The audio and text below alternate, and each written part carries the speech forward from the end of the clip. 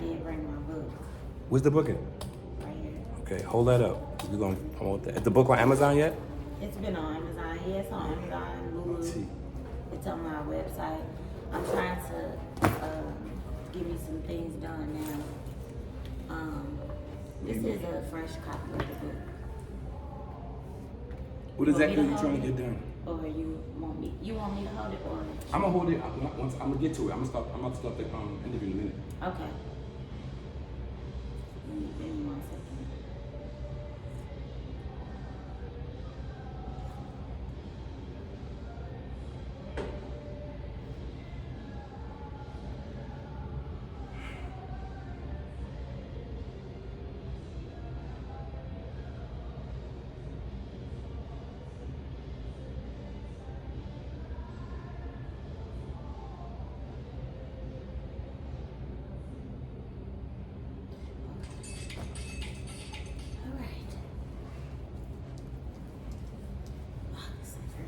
What you want me to call you on camera?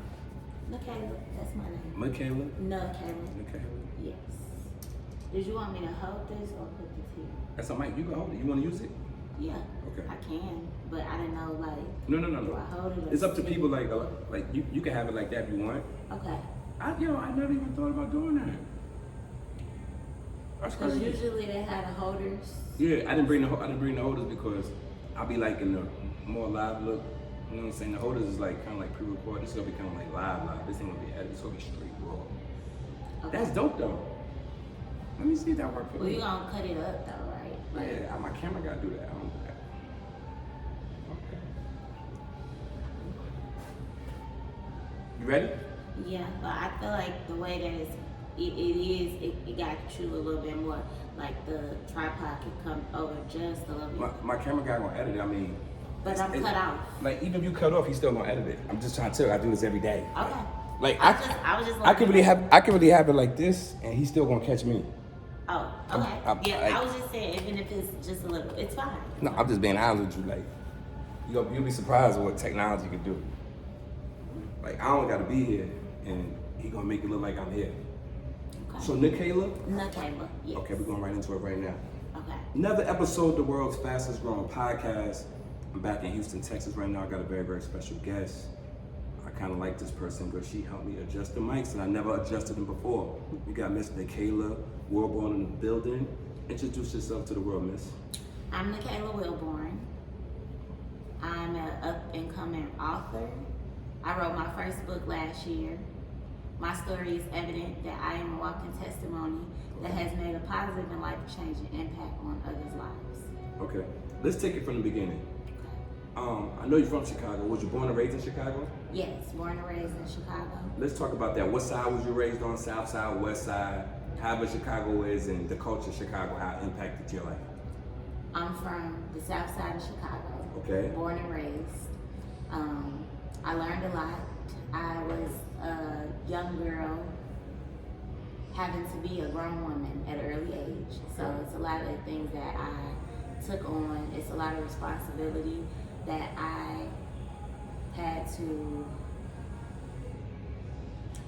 I had a lot of responsibility at an early age. So it helped me with everything in life today. My experiences, it has helped me. So I'm thankful that I am from Chicago, the south side of Chicago. Even if people label it as being the worst side, that side made me who I am today. First of all, I like the south side of Chicago. I have a lot of family and friends from the south side. I always thought the west side was the worst side of Chicago. Shout out to my homies from the west side. I love y'all too. Don't get mad at me. But I always thought the west side was kind of rougher than the south side. I mean, it's hand That's what in they say. hand. That's what they say. I hear it's hand in hand, but I would say probably south and west. I mean, it's rowdy either way you go. It's Chicago, even the north side. I mean, it don't matter. It's the city of Chicago, so yeah. So when you say certain things, like I had to, I guess, kind of mature fast, in the sense of growing up. Where does that come from? Is there situations that happen that kind of pushed you into that situation that you kind of wasn't prepared for? It just happened.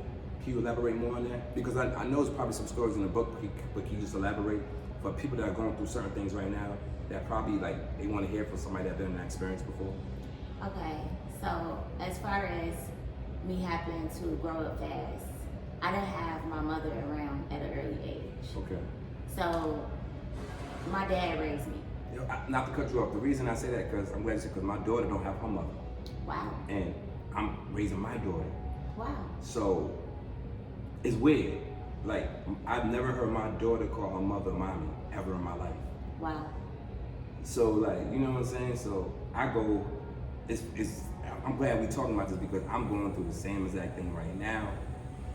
I don't know, sometimes I don't know how my daughter feel because like, she only say much to me, but she talked to my mother and my sister about it, but like, she only mentioned nothing to me, she just asked me for sneakers and money every day. So I say that, I didn't mean to cut you off, but it's just interesting. I'm kind of going through like the same thing, but go ahead. I mean, I didn't have a mother, so my dad he was my mother and my father, and he had different women. As a young girl, I can see how, you know, the women were jealous because my dad favored me. My dad took me with him under his wings. But my dad also tells his story as far as me being born that I saved his life, that he was on drugs, and because of my mother leaving and him happened to see about me, that saved his life. And I think that that's very powerful, which helps me to not resent my mother as bad as I used to, and to know that God sent me here for my dad. So now I can be a little bit more okay with why my mom wasn't in my life, and learn to live with it and just be okay about it. So I'm sorry, because this is like, I'm dealing with this, and I ain't trying to make this about me right now. And this is JoJo, the Saber podcast. Do you think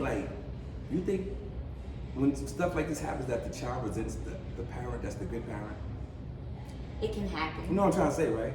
Yes. Because I don't want my daughter to be like mad at me.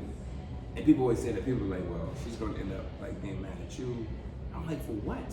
I'm doing the right thing. How old is your daughter? She's 13. She's not gonna end up being mad at you. She's gonna be the one that she's gonna figure it out, and she's gonna know. Okay. She's going through her journey. I have a 14-year-old son. Okay. After I wrote a book, it got bad.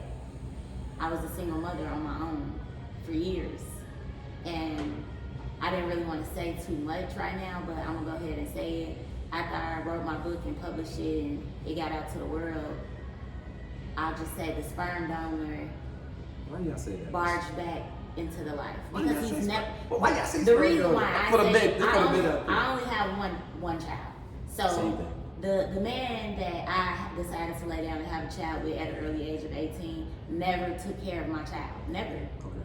And so when I wrote a book, how he manipulated my child to come with him without even letting me know, Oh, it's that's different. it's different. And so Okay. I mean, I'll go into depth about that later on, because I do plan to write another book about that. But the thing about it is, in all of this, without even talking to my son for the last 8 months, we have just been texting.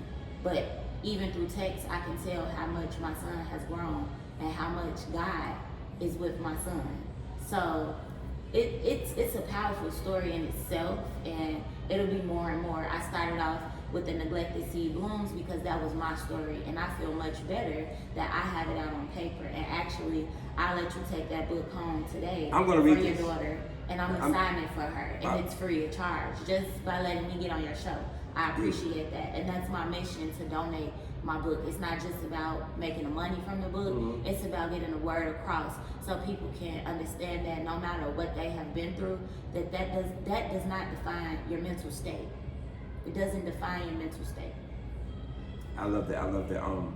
Growing up in Chicago, did you ever think you'd be an author? How did this come about? Like, what did you want to do growing up in Chicago? Of course, I didn't think I would be an author. God sat me down last year. I wrote my first book. As you can see, it's not a big book. It got straight to the point. I got just different points in it where you can journal, where you can read scriptures, where you can just learn to become a better person for yourself. Growing up in Chicago, I was always a hustler. That's all I knew. I had to depend on myself, and I was always taught to not depend on anyone. And so with that type of mindset, that's just how I live life. And sometimes it can be a little intimidating to people that just want to be in my life and want to take care of me or want to do right by me. It's hard for me to see, so that's where I step back and take the time to self-reflect and talk to God even more, because I'm a natural born hustler. So anything that's strong in my lane, I'm gonna be able to make ends meet, because that's all I know. I went to school about 5 years ago. I went for cosmetology. I got my cosmetology license. I still do hair, but throughout the last 6 years, just going to different salons, I was always a big threat to the women. I don't know why. Like, you got the energy, probably. You know what I'm saying? Listen, I'm cool with it, but like the women probably be like, man, you know what I'm saying? It was tough, and so I just realized, I was set down a lot. I was clientele was up and down. I was here in Houston doing hair. I was back in Chicago doing hair. It was up and down. The women were so catty and jealous. God sat me down, and I just one day started writing. I had been writing about 3 years prior. I was getting therapy and counseling, so I had been on my self-care journey or self-growth journey for the last 7 years. So now I think that it's time to give back and start to mentor, donations, all of that good stuff. You had sent me some questions, and one of the questions was like, how did you get into mentoring? And you can answer, but I can kind of see why. The journey you've been through, you're helping me, and this is just our first. No, seriously, like I'm asking you questions, just like it's like therapy for me. But wow, it's like with that question, how you got into mentoring? Did you ever see yourself being a mentor? I saw bits and pieces. Like when I would do my clients, I would have some clients. I was never the type that talk about myself a lot. I would let people get in my chair, talk about them, and then when they ask me about me, then I tell them. And once I start to talk about myself, that's when they would say, girl, you should write a book. You should write a book. And you'll hear something that'll go over your head. Okay, I heard it for the last 2-3 years, whatever. But now God took the time for me to actually do that. So I didn't see myself, but I could see myself. But like my dad had told me, at the age of 4, I was ministering the word to him. Like, he saw it already. Even through my bad times, when I had to go through my phase of being rebellious, he saw. Was you a bad girl? I was a bad girl. My daughter be tripping sometimes too. I was a bad girl. But go ahead. I'll get back to that. I'll get back to that. Yeah, I mean, and that's the thing. We go through phases of life. But the thing about it is coming out of them and knowing that you can come out of them and not making it your life. Not making it your life. That's why I'm a strong believer that your mental state does not define you as a person. I'm gonna get to my daughter real fast. Huh? I'm gonna get to my daughter real fast. Do you think, because a lot of times I think I let her get away with certain things because she only had one parent. You think I'm wrong for that? You said you... I let it, like, I don't really say much to her because I know she only got one parent. You understand what I'm trying to say? So a lot of times, and this is for other parents out there too. I love this conversation. This is serious conversations. A lot of times, people come on these shows and they don't talk about serious things. Like these are serious conversations. So I know for a fact I let her get away with certain things because I know she only got me, and I'll be feeling bad. Okay, I can get that to a certain sense. I wouldn't say you're wrong, but I wouldn't say that's right to let her get away. I don't mean get away. I just don't. I just give her like a little pass sometime. Like, I ain't gonna bother her with that. Like, she already did. I mean, it's nothing wrong with that. No, but I'm a firm believer of definitely letting a child know where they went wrong or what they're doing wrong, whether they dislike the fact that you're disciplining them or telling them the truth. one day they'll take it in and realize it. Prime example, my child sat back and did some self-reflecting, and he sent me these messages that just helped me spiritually. One day I was feeling down, and I got a message from my boy, my only boy, and he said some big boy stuff at the age of 14, and I was like, wow. So my hard work is separate. My hard work, sacrifice, blood, sweat, and tears is paying off. I mean, as a parent, you love to see that your work that you had to do, or your sacrificing in your children, has finally paid off. And even though he's 14, I was to a point where my son had lost me. Like, man, we did a lot of work on you and work on me. What happened? But just to know that by me doing the work and sacrificing, my son is not with me today. He's with the sperm donor. Oh my God. But he lives. He lives. He might watch this show. I'm sorry. I don't care. Let him watch it. Oh God. Because what he did was foul. It's okay. So what he did was foul. You never side with a child and not tell the parent why you're coming to get the child. You talk the child into running away. The child never felt like they could run away. So what do you think? It was premeditated by a adult boy that came to get his child, but now his child sees. So even if he sees it, he's a sperm donor, and that's my son. You say sperm donor is so just yes. perfect too. Because he's not my child's father. To me, he's not. That's just how I feel. And I'm not angry. I'm good, which is why I know my son is good, because God is with him. That's God's child before it's my child. Okay. I wear this shirt all the time. It says heal childhood trauma. I have friends. We all around the same age, right? And now that we're older, a lot of them talk about things that happened to them when we was kids, from growing up. And I used to be like, yo, I didn't know you went through all that. I didn't know that was going on. Cause like my parents were married for 50 years. So my father's bishop in New York, Church of God in Christ. So my parents, my house was kind of dope. Okay. You know what I'm trying to say? It wasn't perfect, but it was dope. They was there. We love each other. A lot of my friends used to come to my house all the time. I didn't know. I thought they just came over because we was homies. But now we older, they be like, nah, your house was so calm. I didn't know their house, they was going through all that type of stuff growing up. Now some of them tell me like, this is why they lack confidence. This is why they have abandonment issue. This is grown men talking. I didn't know niggas even talk like this. No lie. I didn't know men even talk like this. And it was like, my mother left me for a boyfriend. My father left me for his ex-wife. So it's like all different type of stuff. That childhood stuff, when it carries over to you and adult, how important is to deal with that? And how important is to deal with that as you get older? I think it's very important. And what actually made me heal mine was my son. At the age of 7, I took him to therapy, and I seen the results with him going. And I said, hey, if I can take the time out to get my son some help, I can get myself some help. And as I was doing that, the counselor that stuck to me, because of course, finding a counselor is just like shopping. You have to find the right one, right?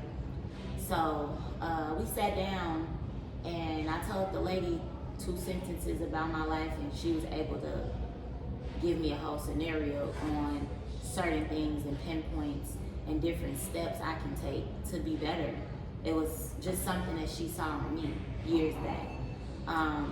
And the first thing that she saw was the little girl that was hurting, the little girl that was yearning for a mother, the little girl that was just looking for love and picking the wrong guys, trying to get love from them, but was getting beaten. So once I found me a therapist, I realized that it was a lot of inner child healing that I had to do. So 6 years later, I'm still working on that. Of course, I still have triggers. I'm human. We will never really be fully healed, but as long as we're taking the necessary steps to get there, I can give myself a pat on the back for that. So I think that's very important to just, you know, step out of the box and just look at that little person that was in you, because you can carry that to your adult life if you don't do anything about it. I want to go into the book for a little bit. Okay. How many books have you written? Just one. Just one? Yes. Okay. I can see where the inspiration comes from. I don't know how difficult it is writing a book though. Is it like sometimes you get like block, like what's it called, writer's block and stuff like that? I wouldn't know. For a lot of people, they have told me, how did you write the book? How did you feel about the other people by actually putting it in there? What did you think about their feelings? So I can say I wrote this book in a time of isolation where it was talking to no one, no family, no connections with no one. And so once I was able to publish it and actually put it out, I felt okay because I wasn't tied to these people, which if it was my mother, if it was past relationships, whatever it was, I wasn't tied to this. I gave myself enough time by myself to actually put it out there, because the people that's in your life that you really hurt from, or you really, you know, you can't really get anywhere, they're just still in your life, so you don't really want to go forward, or you don't really want to take that first step because they still right there. And so in that time, I thank God that I was able to be set alone, so now I can have the possibility to just write my whole story. And then once it's put out, of course I get the backlash from what happened with my son, or just friends that I thought was friends that don't even talk to me. Like, you get what I'm saying? So you see it then, and people are they're left out when they feel like you just pop out with a book, and it's not their journey, and it's okay. So I guess the question is, did I get a block? I didn't. I picked up the pen, and I spent at least 1 week. I fast. Okay. I drank water. Okay. I drank smoothies. I fast, and I was able to get that out, and I was writing from sun up to sundown. And my child even read the book. Wow. He asked, I said, "Are you sure?" He said, "I want to read it," before it was even edited by my publisher. He read it. So, you talk about domestic violence. Yes. What made you talk about that? Well, study shows in the Houston area that the cases have risen since 2022. The Houston area's Houston Area Women's Center has gotten at least 56,000 calls on domestic violence in just 2024. So the numbers are going up? The numbers are going up. So is this men beating on ladies, or is it can be vice versa. It can be just, women be hitting people too? They do. They be tripping. They do. Women do be tripping. I'm praying for y'all. Yes, women be tripping, Men. and I can speak on it because I be tripping sometimes. You tripping? I be tripping, but I repent. I repent. Hold on, world. Who you repenting to? God. You repenting to the guy? I'm You repenting repenting to the man? I'm repenting to God. So if you smack me, you're not gonna repent to me? Why would I repent to you? I don't worship you. You don't have to worship me, but if it's wrong, it's wrong. It's wrong. I can apologize, but I'm not gonna repent to you. I repent to God. You see this? Women don't never, y'all trip, yo. It's on both ends, but it's more women. What I'm talking Okay. about is women. This is for women. Okay. So that's how high it is. Okay. And I'm big on it because I want to get out in the world early signs of domestic violence, whether it's from a man or a woman. Hold on, before we go there. What's an early sign of domestic violence? What's like a early sign? Like in a sense of, they might be tripping. They might take it there one day. An early sign is a little push. An early sign is a little touch. It's verbal abuse. It's physical abuse. Just early signs. How do you realize early signs? You know early signs. You know. So an early sign could be a push. An early sign can be a push. An early sign can be a slight touch. An early sign can also be just the way you talk. Okay, and that could be from a woman or and a man. A woman and a man. Okay, can an early sign also be a bad temper? Yes, a bad temper. Signs of domestic quick to abuse. anger, triggered, real easily triggered. Okay. When you worked on yourself for some time, you can see those things, right? You can see those things in other people. You can see them. Okay. You can see them, and then the person that you're seeing or people that you see, they get offended, and it's okay. But you worked on yourself, so now you see what they can't even see. I always said, like, honestly, I always said the worst thing about going to jail is to go to jail over domestic violence. I feel like that's the worst charge. Like, it's so uncalled for. Yes. But me being a man of 46 years of age, I could see how anything can happen that fast. One little thing with a woman could go so bad. It could be over a text message, disagreement over, like, I've seen it happen like that. I've been in situations like a woman has snapped that fast, and a woman will swing on you fast. They don't, like, women don't have no type of, like, they ain't even worry about the cops. I just want to know, like, I probably can't ask you this, but, like, You can. why every time something happens, the cops look at the man first? I'm just being real. It's hard for men. Like, It's hard. It's very they hard. go straight to the man. They don't even. Listen, I don't even want to go. I had a story. No lie. My ex-girlfriend. We like best friends to this day. Well, when we was together, we couldn't work. 20 years ago. I don't think we even had a fist fight. We had an argument. The neighbors called the police. They come to the house.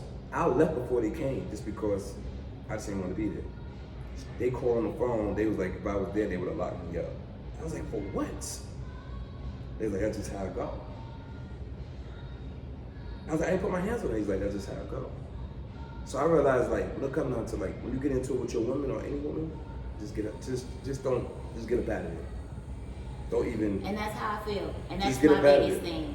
If a woman or a man makes you that mad to put your hands on them, you shouldn't be with them. Yep. You need to leave. A woman will push you though. A woman will. What? But I'm And a try woman you. that I don't do that. A woman I've been get on your in face. situations where I've gotten beat up before. So I don't do that. I don't just swing on people. I've never been that type of person to just swing on someone because I am scared of what can happen. I am. But when I see the signs, But at least you admit that. I appreciate the fact that some women ain't scared. I'm scared. Like, I'm scared to hit a man. I'm scared They to will swing try on you. him. They will try you. Yes, I believe that. And they think they could beat you. Yeah. You look at them like, yo, you can't beat me. And it's like, but it's, it takes away so much physical energy after you get into a situation like that. Exactly. You know how, we both been in situations like that, right? You know how tired you be after that? Yeah, you You be drain like, what mentally, physically. You be like, yeah. your back hurt, your body hurt, you tired, you like. You got some tissue so I can pat my face. I don't know about I'm you. sorry. We got like 3 more minutes left. Oh, we do? Okay. It's a half hour, so. I'm You look sorry. alright. You look good. We record all this. You look good. My makeup's sweating, so I'm Hold on. trying to. But yeah, it's like I tell any man, when you're in a situation like that, walk away. Let's get to the book because we got a couple minutes left. Okay. We want to let the world know where they can buy the book from. This is the book right here. That's the book. The book, you can buy it from Amazon. You can buy it from Lulu. You can even buy it from my website, NikaylaWilborn.com. I love this. False Promised Land. And I signed a book for you too. That even for your sound. child. That even sound. False Promised Land. New Beginning. The love my grandma had. You was real close with your grandmother? I was real close with my grandmother. Everybody close with their grandmother. That was the woman that I did experience a mother, like a mother's love, that's- a mother's touch. This is the chapter right here. With your mom. That's the chapter because you don't know if you can forgive. You like, I don't know if I can forgive. So in that chapter, it speaks on how I was able. Don't tell everything because I want them to go get the book, but just let them know because that chapter right there. It's not really telling them everything. It was just letting them know how I was able to forgive my mother. Okay. And speaking that my mother has to forgive herself Okay. because it's not my fault. That's it.